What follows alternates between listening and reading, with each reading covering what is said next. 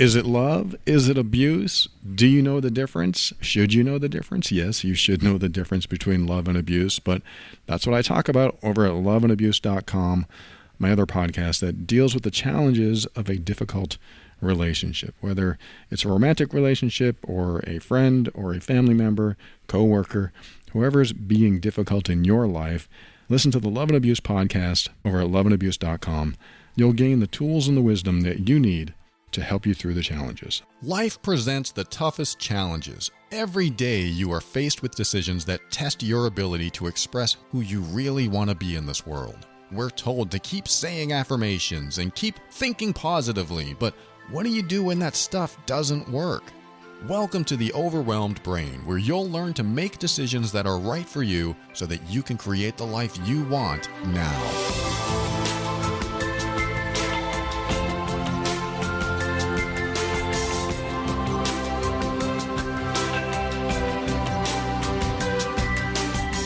Hello and welcome to the show. My name is Paul Coliani and I want to help you learn the skill set you need to deal with life's challenges in the most emotionally intelligent way.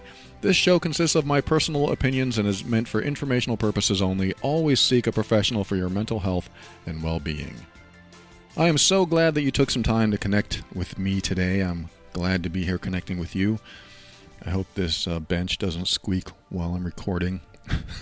I'm at somebody's condo right now. We're renting one in New Hampshire. That's just neither here nor there. I just don't have access to my studio, so sometimes you might hear a different sound every now and then. Doesn't really matter, though, because I'm going to record the show no matter what. It is our last week on vacation, and the show must go on. No matter what, the show must go on. I want to get right into the first question today. This is an email-driven show, if you don't already know. This person wrote, I would like to know more about passive-aggressive behavior, what it is, and how does it manifest. I was told by a work supervisor that my client felt I was passive-aggressive, and my husband told me the same thing just the other day. I need to understand this more and realize when I'm behaving like that. Thank you for trying to help me. All right. Thank you for sharing that. This is something I know a lot about because I was passive-aggressive most of my life.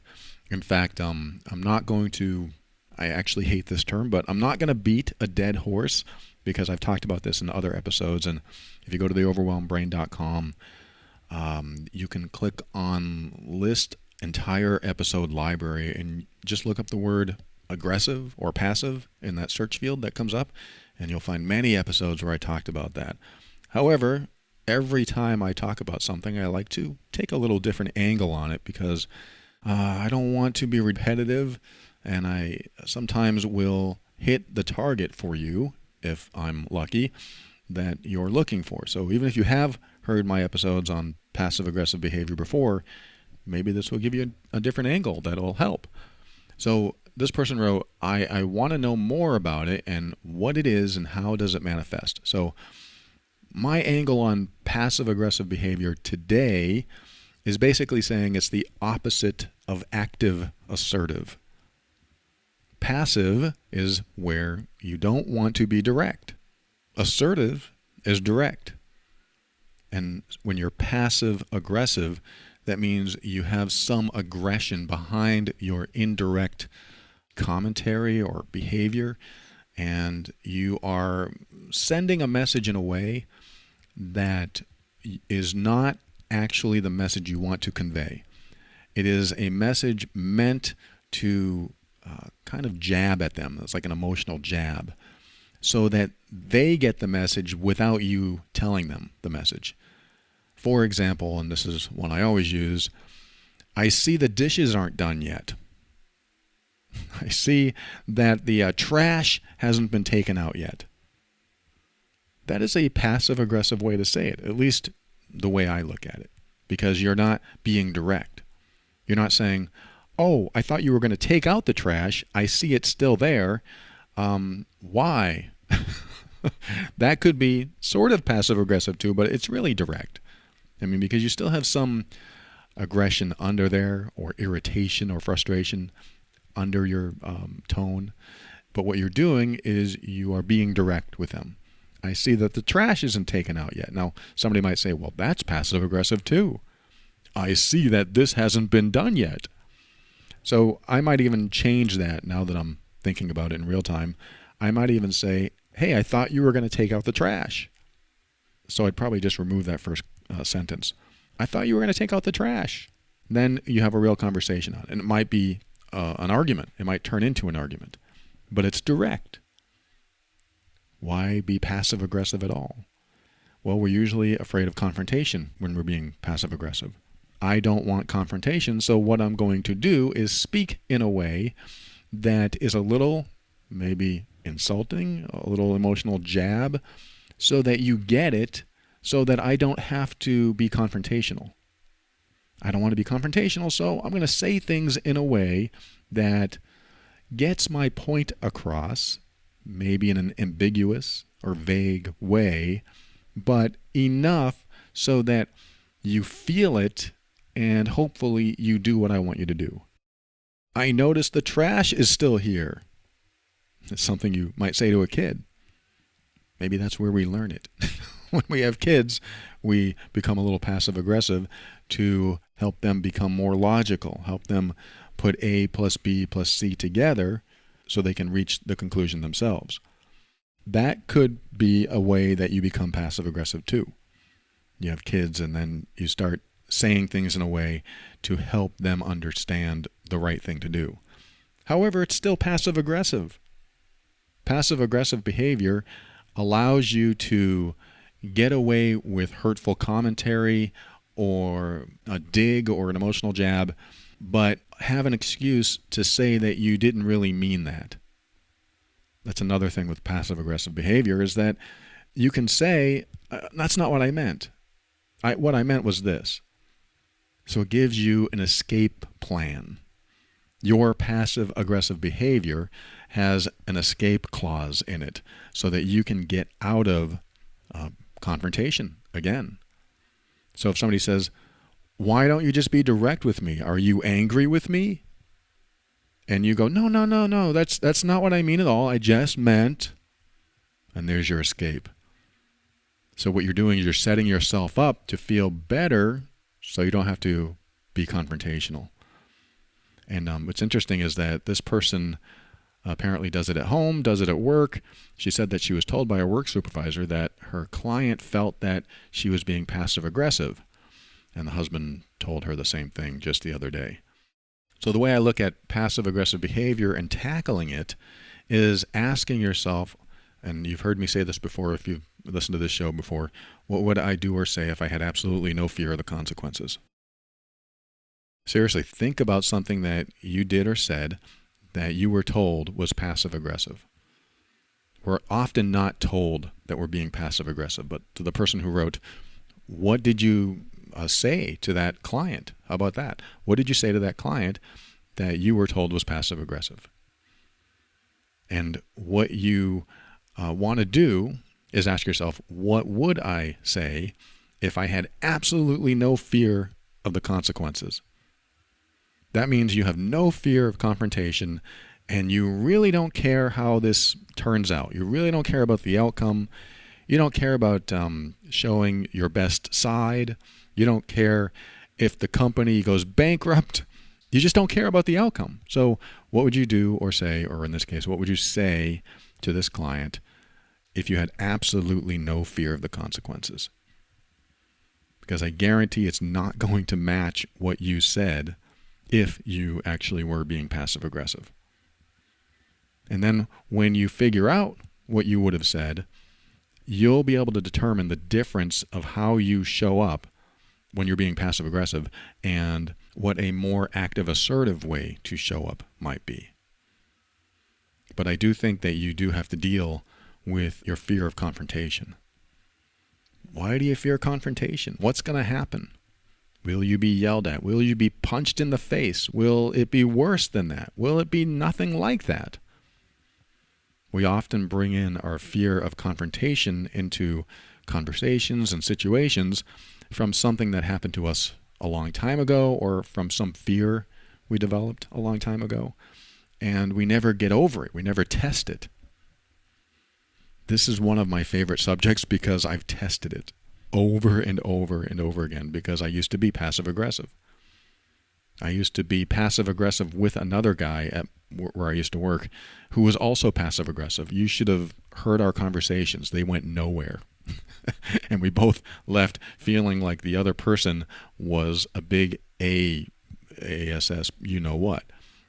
We both felt like the other guy was a jerk. I'm sure he didn't like me because I was passive aggressive, and I didn't like him because he was passive aggressive. I just didn't know it was called that back then. I just didn't want to be confrontational. Now, if I were confrontational, being the person I am now, I would have told this guy, it was a situation about answering the phone, hey, you don't answer the phones much, and I have to do all the work. Would you mind answering more? Back then, I didn't talk like that. I found what I thought was a nicer way to say it, but really it was a jab. It was one of those emotional jabs that I wanted him to feel and figure out for himself, so I wasn't direct. I forget what I said, but I was definitely passive aggressive. And then later on, because I feared confrontation, I even apologized for my passive aggressive behavior.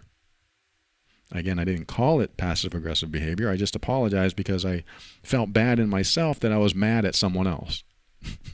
So I wasn't even giving myself validation for being angry. I wasn't saying, hey, it's okay to be angry. It is okay. It's okay to be angry if you're angry. It's okay to be irritated. It's okay to be frustrated, even if you think the other person doesn't deserve it. Sometimes they do, sometimes they don't. But it doesn't matter. Whatever you feel is valid. I want you to validate yourself. This is what I had to do. I had to start validating that my feelings were valid. I am angry at that person. And then my inner dialogue would start. You shouldn't be angry with that person. Maybe you should be friends with that person. Maybe you should explain that you didn't mean what you said. How about if I just start saying, this is how I feel, and I mean it? That's a tough step. It's a leap of faith. And it is something I've tested over and over again. I finally started speaking my mind. And I started doing it with, quote, dangerous people. Not violent people, but people that I felt had power over me. The boss. My girlfriend. Not this one.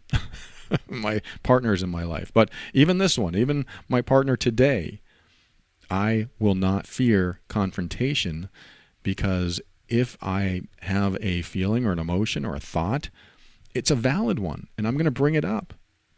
I'm not going to beat around the bush. I'm going to bring it up. Hey, this is on my mind, and I want to talk about it. It's just straightforward. It's active, assertive. I'm going to be direct. I'm going to assert myself in a what I would call healthy way, meaning I'm not going to be a jerk about it. I prefer to stand up for myself with love for others. I honor myself with love for others. And this person who wrote, you can honor yourself with respect for your client. You can love yourself with love for your husband. Loving yourself means you validate yourself and you honor the person you are and you honor the things you want to do. You know that they are okay. And it's okay to have certain thoughts and feelings, even if they're negative and even if you think they don't deserve those thoughts or feelings. Hey, you made me angry when you said that. Oh, but I shouldn't really say that because, they bring in the money or they clean the house every day. I shouldn't say these things. So I don't want validation. I'm just going to stuff that back down so I can hold on to it and bring it into a future conversation where I explode with anger about it. And then, of course, I don't want to be confrontational, so I will make sure that they don't know what I'm angry about. I'll just explode about something else. Yes, I'm being a little sarcastic, but I hope you can see through or read between the lines of what I'm saying. Is that we don't want to hold this stuff in. We want to let it go when we can. We want to bring it out, bring it up for discussion, put it on the table. And so I'm going to finish with this person. She said, I was told by a work supervisor that my client felt I was being passive aggressive. And this is a learning opportunity. When I see stuff like this, it's a learning opportunity. It's like when somebody writes a review for my show or my other show, Love and Abuse. They'll say it's rare, but there will be people that will be in a state of mind that absolutely hate what I'm saying. They think it's dangerous. They think it's abusive.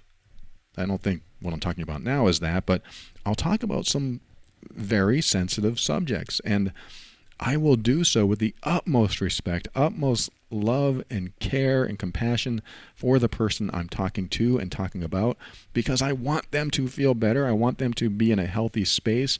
I want them to not have to deal with toxic behavior of others and not be around that toxic behavior. So I do everything I can to approach a subject that I know is sensitive in a way that is, I believe, the healthiest and most loving and kind and compassionate toward themselves and even toward others. And when I do that, some people, they don't understand it, or they misinterpret it, or they only hear a part of it, and they think that I'm awful. So what ends up happening is that I'll get the occasional, again, it's rare, but it affects me when I get this stuff and they say, "You're abusive. What you're doing, you sound narcissistic." They'll say things like that. "You are dangerous." I've heard that too. That doesn't feel very good to hear that stuff. But what I like to do is use that as a learning opportunity, because what they'll say is, "Hey, in this episode, you said this, and that's abusive." So I'll re-listen to that episode and make sure that I didn't mess up. I want to make sure. I mean, it hurts when I hear this, because that's far from who I want to be and what I want to do on this planet. I don't want to hurt anyone. I want to be as helpful as I can. So I'll listen to these old episodes that, again, it's rare. But when it comes up, I want to hear what I said back then. And of course, my first thought is, oh my God, what did I say? Or what did I tell this person to do? Did I say something that might be dangerous? And so far, so good. I don't think I've screwed up anywhere, but it's something I address when it comes up, and I use it as a learning experience.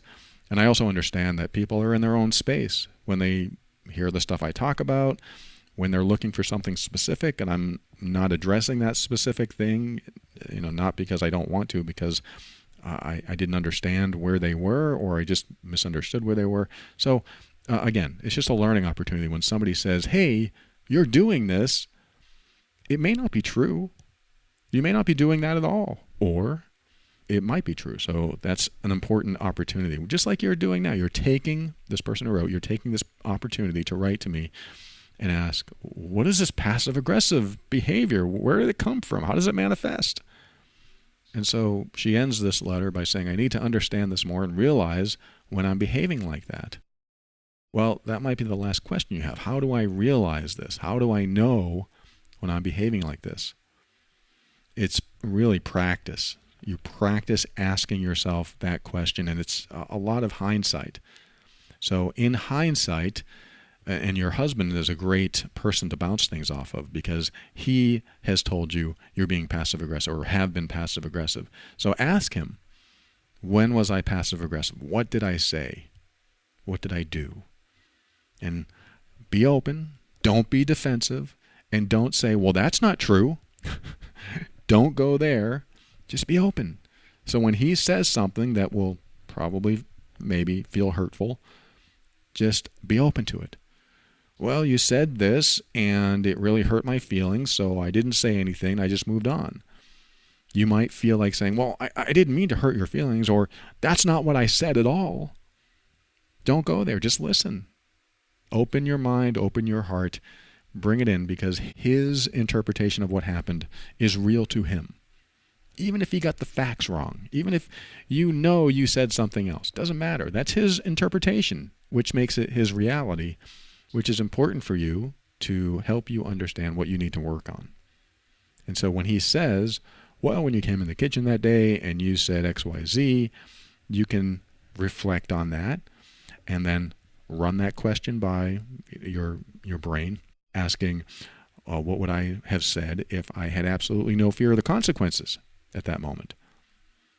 And what does that mean? Having no fear of the consequences might mean, what if I had no fear that my husband would get mad at me, that he would want a divorce right after, that he would yell at me? What would I say if I had no fear? And that's when your truth comes out. That's when your inner, deeper, most meaningful truth comes out. And it's usually what you avoided saying. And let me just say this in conclusion. We usually avoid saying things because either A, we're afraid of the consequences, or B, we don't want to hurt the person's feelings, or C, something else. I can't think of it right now, but there's often a reason we aren't direct. And I'm not saying you have to be direct. Hey, honey, you smell like garbage. That's pretty direct and probably hurtful. So I wouldn't say that, but I also wouldn't avoid something that needs to be said if you feel negative about it. For example, what I just said, hey, honey, you smell like garbage. You may feel like you don't want to go out in public with them because of how they smell. And if that's the case, then that might be something you bring up. I mean, unless they have a medical condition and they can't help it, that's a totally different thing. I'm talking about, they don't know that they forgot to wash their shirt or didn't put on deodorant or something like that, and it bothers you. This is only if it bothers you. If it bothers you, are you going to swallow that bother, or are you going to speak about it? And is it really necessary? Because sometimes you don't have to speak about it.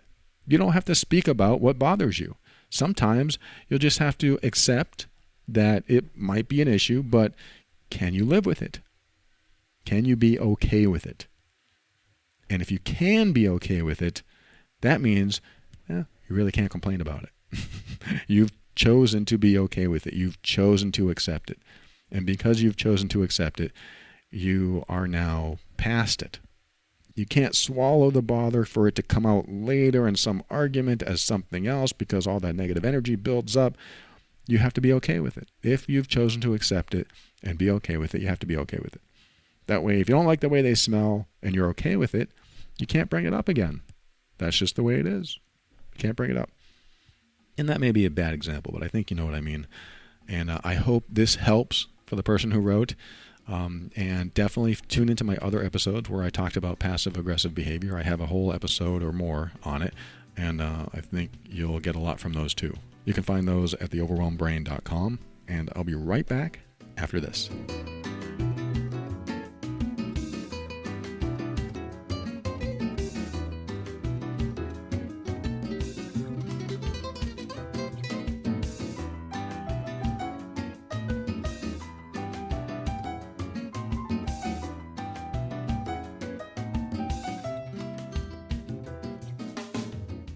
One of my favorite things about podcasting is being introduced to new products, new services, and then being able to share them with you.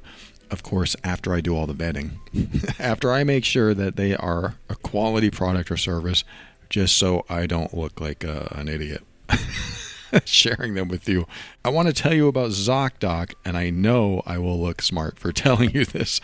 ZocDoc is a free app that shows you doctors who are patient-reviewed, take your insurance, and are available when you need them. And what you do is you download this app over at ZocDoc.com/brain, and you'll get to download the ZocDoc app for free and then start your search for a top-rated doctor.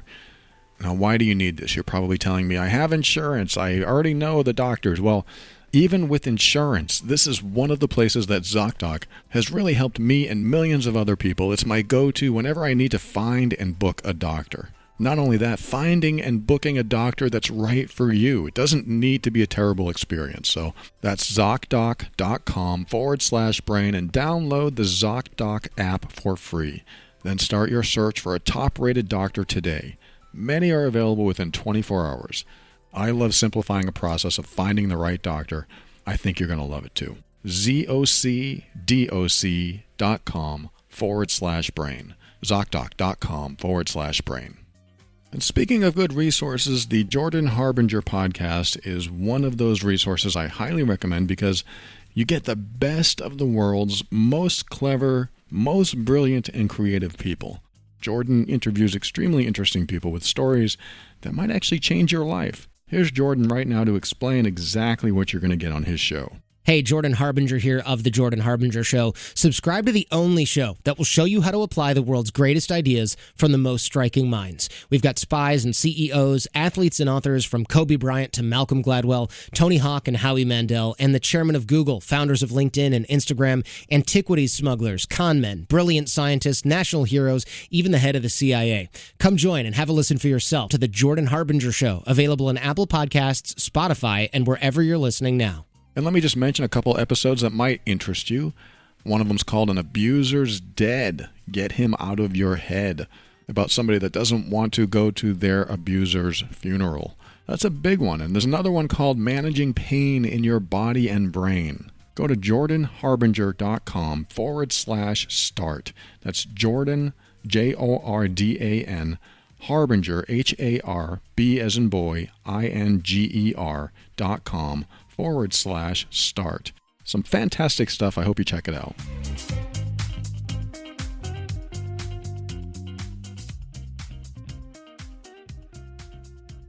Welcome back. I'm going to read you this next email. It's about a relationship that is pretty sour for one of the partners in it, and you'll see why in a moment. This person wrote, I love your podcast. I need your opinion so bad. I've been married for over 2 decades, and my husband is disabled.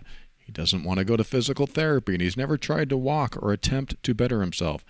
Ever since he was diagnosed, he didn't work for the rest of our marriage, and his disability is not even enough to get him an apartment. I want to have my own place. We have kids, and in a few years, they're going to leave the nest. I am the one doing everything in the house. I mow the lawn, I fix the air conditioning, I work to pay the bills. There are some times I only have 3 hours of sleep to get things done. I take the kids to the doctors, I take them to school activities, I'm doing errands while he's sitting there and doing nothing. Doesn't even fold the clothes. He can't help.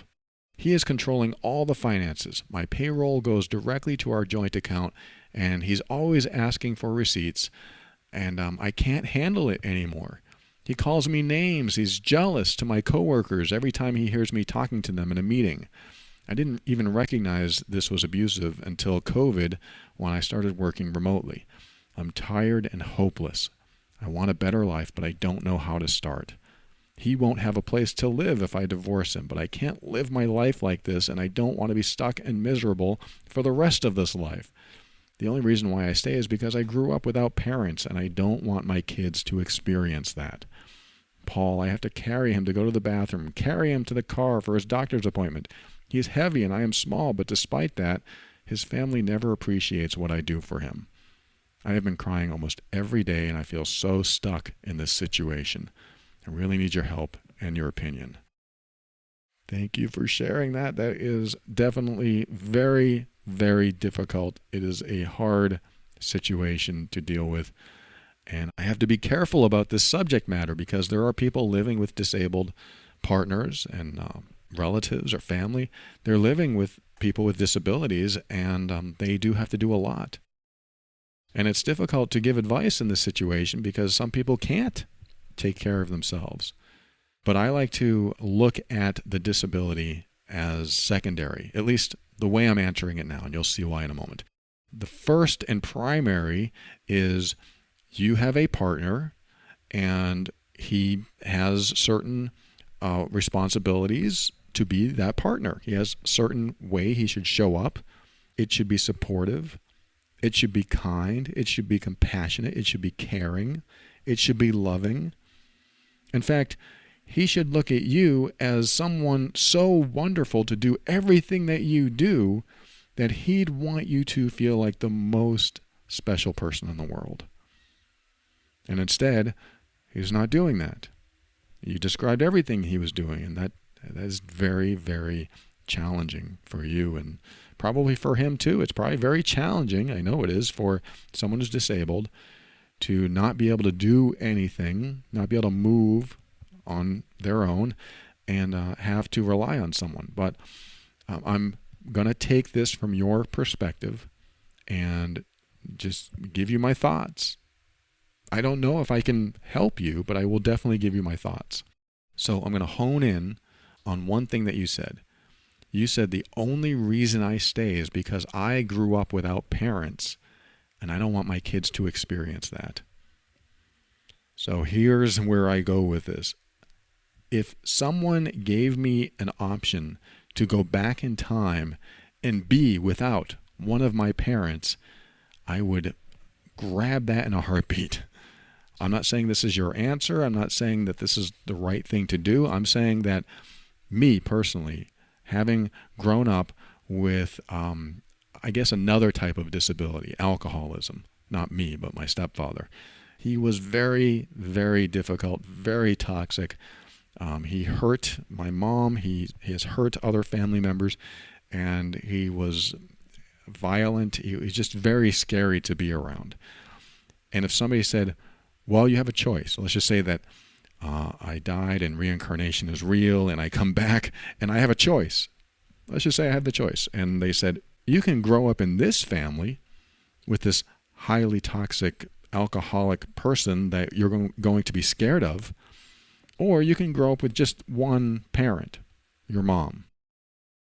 I already know what I choose. My stepfather has done a lot of damage. Having parents shouldn't be the criteria. I mean, it shouldn't just be having parents, because one or both parents could be toxic, could be dangerous, could be scary, or could be a very terrible role model. Because who are they going to learn from when they get into relationships? If they're not already in relationships. I don't know what the ages are, but your husband is treating you badly. He's not caring. He's not kind. He's not supportive. He's not loving. In fact, some of the stuff he's doing is just downright mean. And so when you have kids in a relationship where they look to their role models on how to treat other people, one of their role models, regardless of the disability, is their dad and how he's treating his wife. And they're going to see that and absorb it in ways that we don't know. I mean, they may be exactly like him, or maybe they'll be completely the opposite. And both ways could be dysfunctional. It could turn into dysfunction or toxicity when they get into a relationship. So I just don't want you to stay in any rut because you think it's better for a child to have both parents when one of those parents may not be the best role model. And I say this knowing that maybe people will be upset with me, because some people will say a child should have two parents. And I agree. I think a child should have parents. I think they should have loving, caring, kind, compassionate, supportive parents. And I don't even know if your husband treats your children well.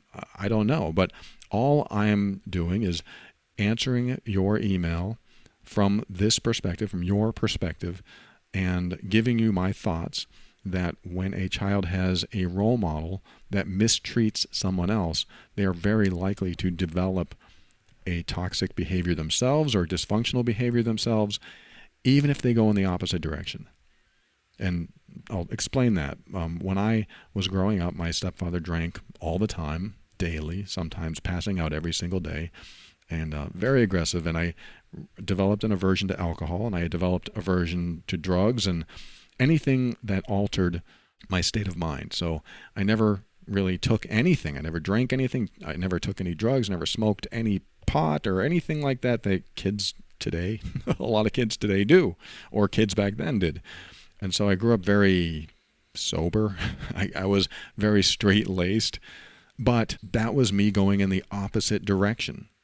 I didn't want to be him, so I became very judgmental, very critical of those who did it, of those who drank, of those who smoked, of those who did drugs.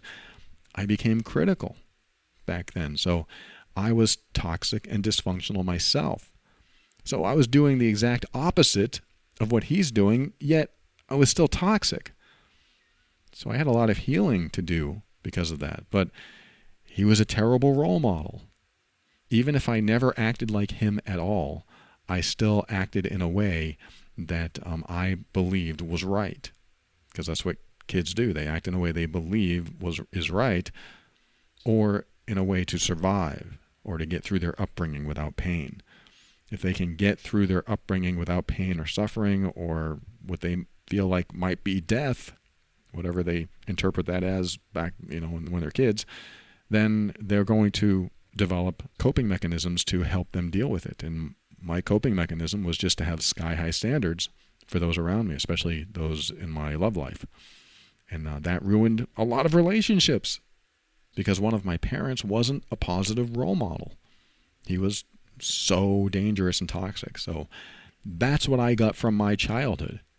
And I had to go to therapy. I had to do a lot of reflecting on all my terrible decisions, and my relationships failed. And finally in my 40s, I started figuring it out. And that's what happened. I just started learning this stuff and now able to share with you what I went through and maybe things to consider. So the reason I'm telling you this, person who wrote, because I don't want you to have your decision about staying or leaving based on a child having two parents. Again, I'm not saying they shouldn't. I'm not saying that it would be great if they did, but they have to be somewhat healthy, in my opinion. That doesn't mean that unhealthy parents shouldn't be able to raise their kids or be with kids or be in a family. I'm not even going there. I'm not even going to say that. All I'm saying is don't allow the thought that two parents makes a healthier child invade your mind and cause you not to make decisions that might be healthier for everyone involved. Because right now, someone might look at your situation and say, you're enabling your husband to hurt you. I don't say that because I don't want you to think that I'm blaming you for anything. Definitely not. You have been married a long time. You probably slipped into this role that you have to do a lot of stuff for him because he can't. And that's very honorable. That's very noble. I totally respect that. You've done a lot of work. And it's very tough. Like I said, this is a very tough issue to deal with because what do? Do you just abandon him and leave him to be whatever he needs to do? I'm not going to say that's an answer at all. I'm going to say that maybe because, hear me out, you have all the power, you have all the money, you're making all the money, you do all the stuff around the house, you even carry him around and do everything you can for him. Because you have all that power, maybe you just need to make some decisions for both of you. Maybe you need to be the decision maker here. That's risky for me to say too. I don't know your situation. I don't know how you feel about that. Maybe it's scary as hell when I say that. But I do believe you need to reconsider your role in this because if you have to do everything, then you have a say on how you want to be treated. I mean, you have a say anyway. But with all of this stuff that you do, all these responsibilities and obligations and everything that you do for him, he should be kissing your feet. He should be so grateful he has someone that does all of this. And the fact that he doesn't recognize that and continues to put you down and belittle you and his insecurities come up, he's got some emotional stuff going on he needs to deal with along with his physical disability. But again, I'm just putting his physical disability aside because the way he's acting is not like a husband. Reminds me of that scene in Crocodile Dundee when the guy was being a real jerk. He was in a wheelchair rolling around in this bar, just being a jerk to everyone. And so Crocodile Dundee gets in his face and everyone's trying to stop Crocodile Dundee and he says, "What are you doing? That guy's a cripple." And of course that's not politically correct. It's kind of offensive. But the guy says, no, it's okay. Let him talk or whatever he's saying.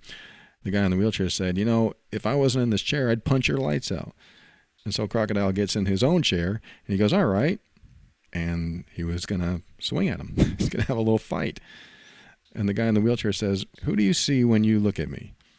And Crocodile says, I see a man in the wheelchair acting like a jerk in the wheelchair. And that was such a good scene in that movie because he was telling him that it doesn't matter if you're disabled, you're still being a jerk. You're still doing the wrong thing. You're just being rude to people and you're rolling around, bumping into people and expecting them to move for you. the disability didn't matter because his personality was just asinine. He was just a jerk. So that scene, was a pivotal scene in the movie and helped them become friends. And he felt like he was being treated like a normal human being, the guy in the wheelchair. So I wanted to tell you this because this is what I see. I see someone acting like a jerk in a wheelchair. I don't know if he's in a wheelchair. He probably is. And because of that, he needs to act differently. He needs to work on this. He needs to become the person that you would rather be with instead of somebody that you can't stand being around. And so this is why I look at it as this isn't about the disability. It's about the person. And would you feel differently if he wasn't disabled and he showed up as this person? If you say, no, I would probably leave him faster, then you already have your answer. And again, I'm not saying that you should leave him. There might be something you have to put in place. He might need a caretaker. And unfortunately, you've adopted that role as his caretaker and his partner. And it's not working because he's not making it easy at all for you to be his partner. In fact, he's just being a difficult patient and a difficult person. And I don't even see the word partner in here at all, the way he's acting. So I don't know if this is enough to compel you to make a decision, but I do know you have all the power. You have every bit of power here. And that has nothing to do with his disability. You're doing, it does in some ways, but you're doing all the work. You're making all the money. And he should be grateful for what you're doing. And if he's not grateful, then it's time to speak up. It might be time just to say something. And if he wants to call his mom or his sister or whoever he calls and complain about you, who cares? That's his side of the family. I understand that they're your family too, and you've adopted them probably in your life, but toxic people are toxic people, and if they can't see all the difficulty you're going through, then they probably don't deserve your time or attention.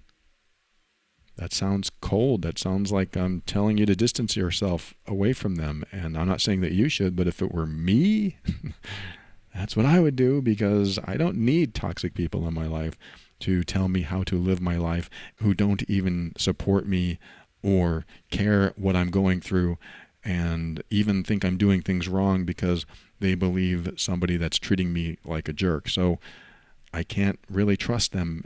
I can't trust to have them in my life. I can't trust that they're going to see me objectively.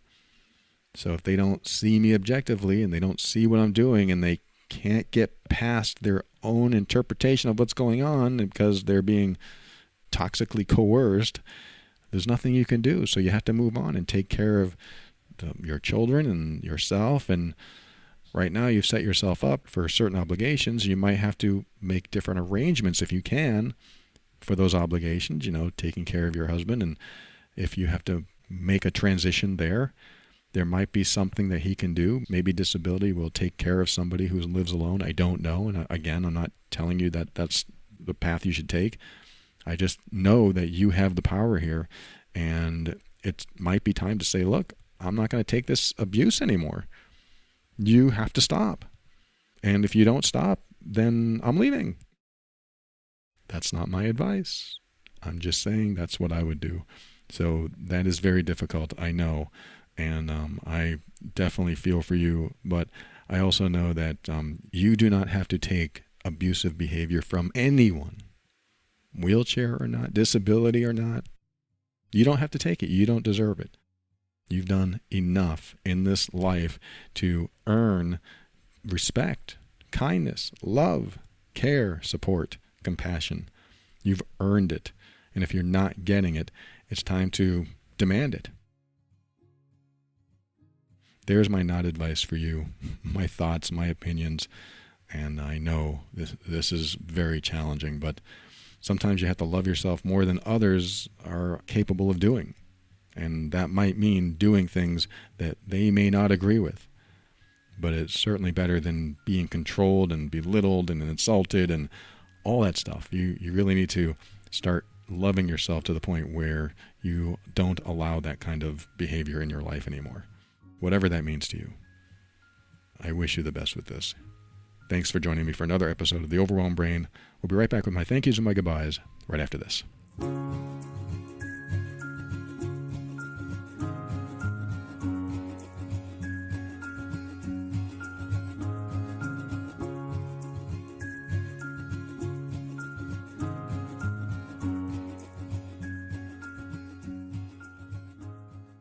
Thank you for listening to another episode of The Overwhelmed Brain. I want to thank our patrons of the week. Stephen, good to see you again. Donald, good to see you. Kamal, am I saying that right? Great to have you on board. Kamal joined the patron program. Thank you for your support. So good to see you. Paige, Daisy, Brian, Samaya, Deborah, all of you, wonderful. Thank you so much for your support. So glad to see you. My heart is always warm when I read your names. I'm so grateful for your support. Thank you, patrons. And if you find value in this show like these patrons did, head over to moretob.com and you can support the show. You can give once or monthly, however you'd like. moretob.com. And for a podcast on how to deal with difficult relationships, visit loveandabuse.com. That sounds like something that the person from the last segment might need, how to deal with that difficult relationship, but she was definitely in a difficult situation.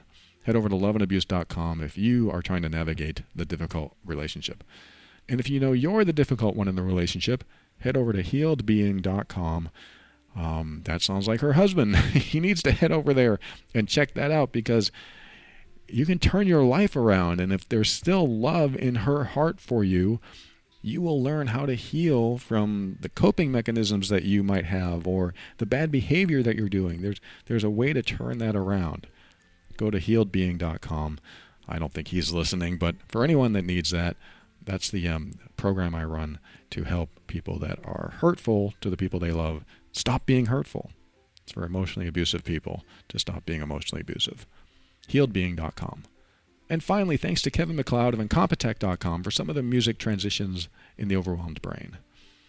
I'm going to read you this message that came in. She says, "Hey, Paul, I've been listening to both your podcasts for a while. Thank you so much for the work you do. I grew up with a mom who had some strong narcissistic traits and a father who stayed not allowing any other options to be on his table. Through that, he gathered a few manipulative traits as well. Right when he was building up his strength to leave my mother, he had a stroke, and he has been paralyzed and unable to communicate at all since." Wow. She's been able to get around better now, but somehow even without her words, she can be very manipulative. I've been so empathetic with my family, and I've put myself in everyone's shoes and ended up being barefoot myself. That's a great visual there. I finally allowed myself to open up to my close friends about the things at home. It was so confusing for me because I understand everyone and why they felt and acted the way they do. Thanks to your show, I have a much clearer mind. I've realized that it's not as much everyone around me giving me anxiety as much as it is my mind not allowing me to say no to the people I love. Sure, when I say no now, they react in an unsettling way at times, but I can mentally handle that over the deep-rooted mixed emotions I had between not knowing my own power. Thank you so much and keep up the good work. Thank you for your words. Thank you so much for writing. I wanted to read this because I was actually going to comment on the power part, having no power. And that's what can happen. It's highly sensitive people, highly empathetic people, they lose their power by allowing themselves to get sucked in to other people's issues and other people's drama and challenges. And it's all noble, empathetic, compassionate people really care about other people. But what ends up happening is they end up being overly compassionate toward others and not enough compassion for themselves. They end up putting too much time and energy into other people and how they feel instead of connecting with themselves. And so highly empathetic or highly sensitive people can do this. And I'm not saying it's a choice. I'm saying it happens. It can happen where you are so sensitive to someone else's emotional state and you care so much about their emotional state and how they are showing up and how they feel that you will get sucked right into it. And again, it's a very compassionate, empathetic approach, but it can really drain your energy. So my advice for anyone that needs to hear this is to remember to be compassionate toward toward yourself first. Be empathetic with yourself. I know that doesn't make any sense, but do it. Try it. What would I do if I was empathetic toward myself? What does that mean to me? How would I do that? How would I be empathetic? How do I show compassion toward myself and make sure that I have enough compassion for me that I don't drain myself when I'm compassionate for someone else? Because that's what happens is we can give so much compassion and empathy towards someone else that we don't have any left over. We're doing it in reverse. We have to be so kind and caring and compassionate toward ourselves so that we are abundant in it, so that when someone else comes along and we want to, or maybe have no choice but to express that kindness and caring and compassion toward them as well, it doesn't drain us. We have to be abundant in it. That means loving yourself. That means caring about yourself so much that you don't allow toxic people into your life, or you try to stay away from them, or try to deal with them as much as possible, or just put the hand up and say, talk to the hand, or tell them, I don't want this in my life, or start respecting me more, when it comes to toxic people. But what ends up happening is we don't show enough compassion. We don't show enough love and respect toward ourselves. And that might be mean for me to say. I don't mean to be mean, because you might say, well, I love myself. I respect myself. What I'm saying is if you find yourself drained after being in a conversation or a relationship with someone because you are showing them so much kindness and caring and compassion and respect, and they don't reciprocate, and there's no return of that energy, you end up drained because you need to have enough of it in yourself, for yourself, so that you are abundant in it. So when somebody comes along and you also give it to them, you don't lose your portion of it. What does that mean? That might mean if you don't have enough to give to others, you might have to work on yourself a little bit more. You might have to invest in yourself emotionally a little bit more. Again, I'm not saying it's a choice. I'm not saying that it's easy to do. I'm saying keep it in mind. If you find yourself drained around people that drain you, keep it in mind. Did I give myself enough respect? Or did I let them disrespect me? And do I keep letting them disrespect me? Not that you're letting anyone do this, not that it's your choice. It just happens sometimes. Some people are disrespectful. I like to look at it this way. If you are going to disrespect me, not you listening, but this person over here, if they're going to disrespect me, I'm going to ask myself, am I going to allow this to happen? And I'm going to ask myself, can I love myself enough to prevent this from happening? Can I protect myself? Can I get away from this?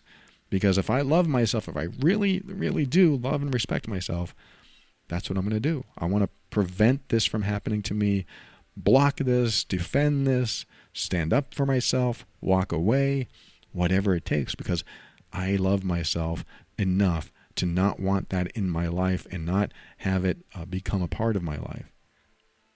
And again, I know that sometimes this stuff is not a choice. Sometimes we are exposed to toxic people that continuously bring us down and de-energize us, and we just have to do what we can. So that might take extra work to be self-caring, self-loving, self-empathetic. I know it's weird to think self-empathetic, but how would you act? How would you behave if you were to be empathetic towards yourself? That might be a little meditation you do, or something to think about to help you regain the energy you need so that you are abundant in it when others come along that sometimes drain you. So, give you something to think about, hopefully. If not, then, well, keep an open mind, because that's how you step into your power. That will help you be firm in your decisions and actions so that you can create the life you want. Always take steps to grow and evolve. You are powerful beyond measure. And above all, and this is something I absolutely know to be true about you, you are amazing.